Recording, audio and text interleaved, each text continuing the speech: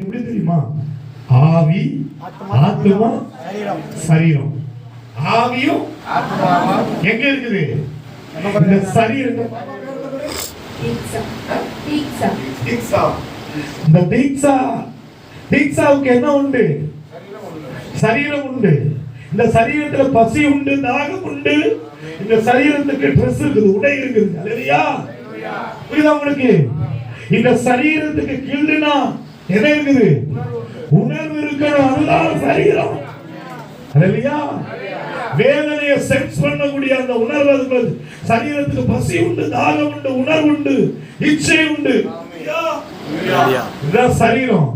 இந்த சரீரத்துக்குள்ளதான் இருக்குது ஆவியும். ஆமென்.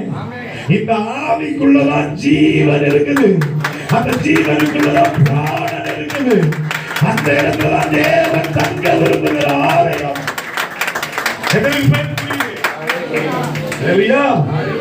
பிதா, குமாரன், பரிசுத்த ஆவியானவர். அதே மாதிரி மனிதனை ஆவி, ஆத்மா, தெய்வத்துக்கு சேம் அனுபவத்தில் மனுஷனுக்கு தெய்வத்துக்கு சேம் அனுபவத்துல மனுஷன்